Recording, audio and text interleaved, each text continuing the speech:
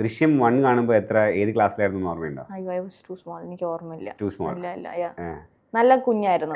അതെ അതെ. അപ്പൊ വൈൽഡസ്റ്റ് ഡ്രീമിലില്ല,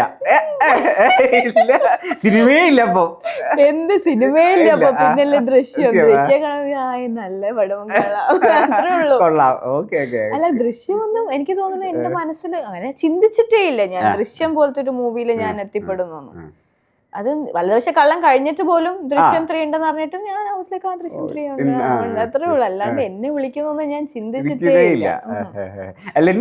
ഇപ്പൊ ഈ ദൃശ്യം 3 റിലീസ് ചെയ്തിട്ട് ഇന്റേൺഷിപ്പിന് പോയായിരുന്നോ? ആ കഴിഞ്ഞായി പോകുന്നുണ്ടായിരുന്നു. ആരൊക്കെ എന്താ പറയാ എന്നെ സ്റ്റാർ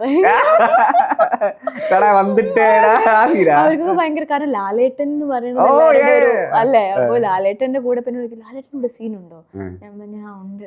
ലാലേട്ടനെ കണ്ടോ, ഞാൻ കണ്ടു. അപ്പൊ അവരുടെ ഹാപ്പിനെസ് കാണുമ്പോ ഞാൻ വെച്ചപ്പോ ഓക്കെ ഭയങ്കര ഹാപ്പി, എല്ലാരും ഭയങ്കര ഹാപ്പിയാണ്.